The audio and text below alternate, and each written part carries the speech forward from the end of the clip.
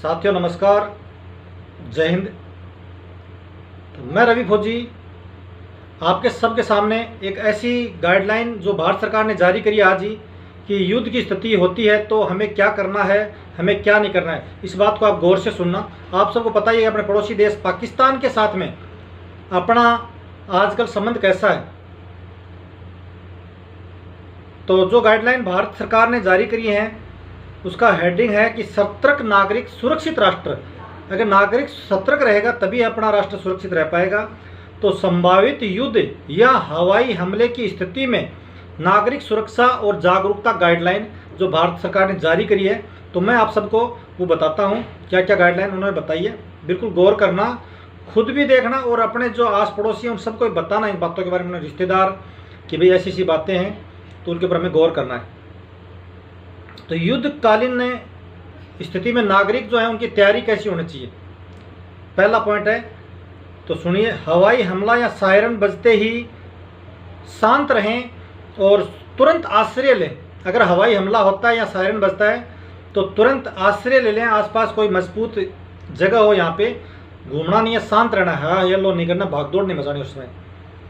अपने शहर गांव में चिन्हित सुरक्षित आश्रय स्थल पहले से जान लें। अपने गांव या शहर के अंदर पहले से ही ऐसी जगह को सुनिश्चित कर लें या चिन्हित कर लें कि अगर हमला होता है या फिर सायरन जब बजेगा तो हमें कहाँ छुपना है, ये हम लोगों को पहले से ही निर्धारित कर लेना है। घर में कम से कम 7 दिन का राशन, पानी, दवाइयाँ और मास्क की व्यवस्था पहले से कर लें।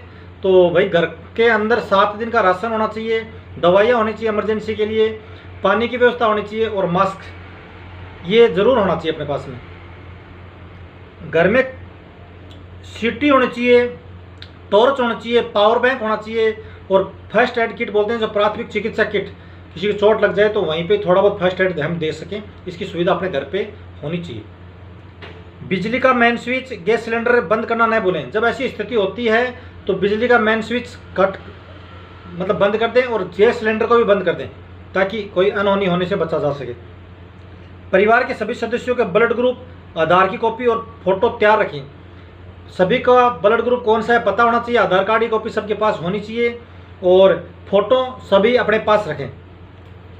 परिवार मिलन स्थल पहले से, अगर कोई ऐसी बात होती है कि हम बिछड़ जाते हैं तो पहले से एक निश्चित जगह कर लें कि हम अगर एक दूसरे से बिछड़ जाते हैं तो हम उस जगह पे मिलेंगे।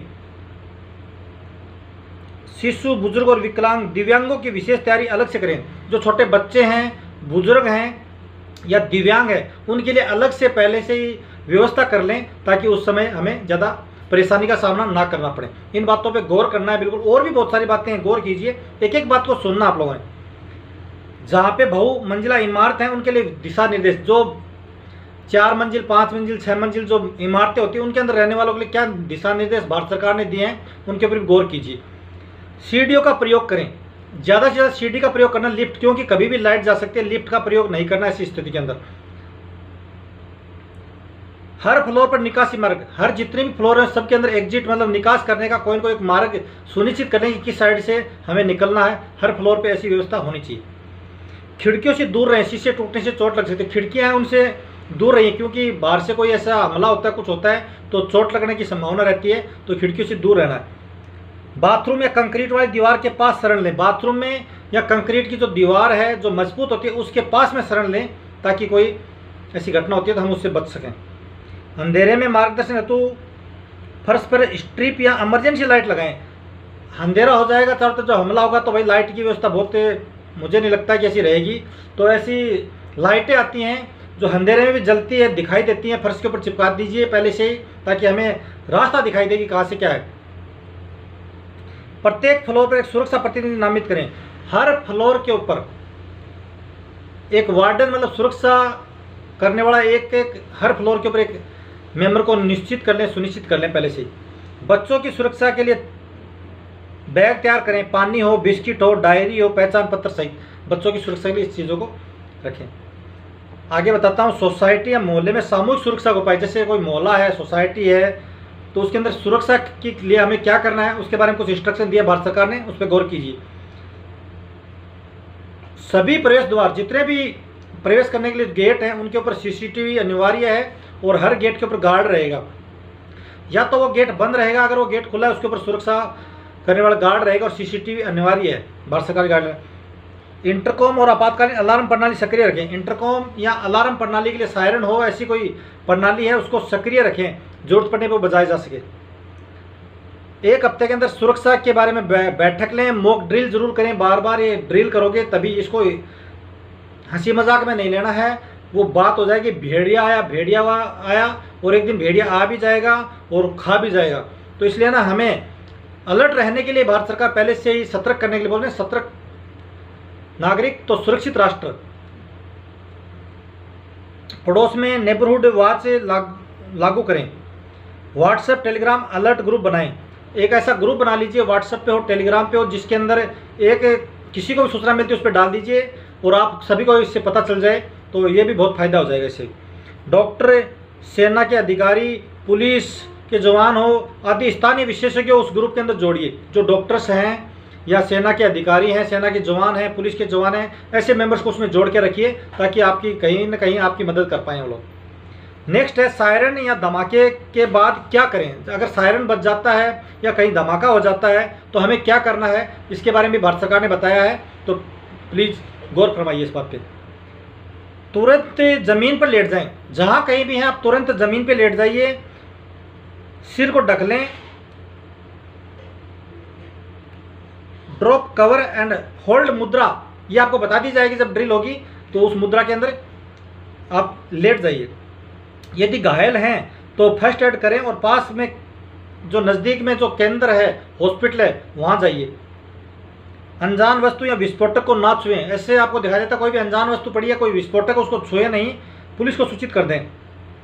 बाहर निकलने से पहले आधिकारिक अनुमति या रेडियो अलर्ट सुने। अगर आप कहीं छुपे हुए हैं तो वहाँ से बाहर निकलना है तो आप आधिकारिक सूचना का इंतजार कीजिए, आपको पक्का बताया जाएगा कि आप घर से बाहर आ सकते हैं, आप कहीं भी छुपे हुए हैं बाहर आ सकते हैं, तो आप इंतजार कीजिए जब तक आपको आदेश नहीं दिया जाता है, बाहर नहीं निकलना आप लोगों को। जगह छोड़ते समय सिर्फ ज़रूरी सामान लेकर निकले। अगर आप उस जगह को छोड़ते हो तो ज़रूरी सामान है उसी को साथ ले, ये नहीं कि पूरे घर का पूरा सामान बांध लिया, तो भाई आगे बहुत सारे, आप ही तो एक है नहीं, बहुत सारे लोग हैं जो सुरक्षित जगह जाने के लिए वहाँ से निकलें, तो ज़रूरत का सामान है उसी को साथ में लें, बाकी नहीं। पालतू जानवरों के लिए रस्सी, खाना और पानी साथ रखें। अगर पालतू जानवर हमने पाल रखे उनको भी तो नहीं छोड़ सकते ना, तो उनके लिए रस्सी हो, पानी की व्यवस्था हो, खाने की व्यवस्था हो, साथ रखें भाई। आगे एक इंस्ट्रक्शन और है, मानसिक शक्ति और नेतृत्व व्यवहार, ये सबसे बड़ा सवाल है। बच्चों और बुजुर्गों को मानसिक रूप से शांत रखने के लिए संवाद करें। बच्चे शांत रहें, बुजुर्ग शांत रहें, उनसे बातें करते रहें ताकि वो घबराएं नहीं, वो ज़्यादा हाय हल्ला न करें। हर समय सकारात्मक सोच और संयम बनाए रखें। पॉजिटिव थॉट ही आपको जिता सकती है, इसलिए संयम बना के रखें, सकारात्मक सोच रखें। मैं सुरक्षित हूँ मैसेज SMS या व्हाट्सएप से भेजें, कॉल से बचें। कॉल नहीं करना उस समय ना, मैं सुरक्षित हूँ इतना बोल दीजिए, जिसको भी आप भेज रहे हो ना, कॉल नहीं करना है, आप इतना ही मैसेज कर दीजिए उनको कि मैं सुरक्षित हूँ, ताकि अगले को पता चल जाएगा कि आप सुरक्षित हो। गंभीर स्थिति में भी संयम और नेतृत्व संभाले रखें, दूसरों को संभालें। अगर कोई गंभीर स्थिति भी हो जाती है तो संयम बरतिए आप और नेतृत्व को बनाए रखिए और दूसरों को संभालिए।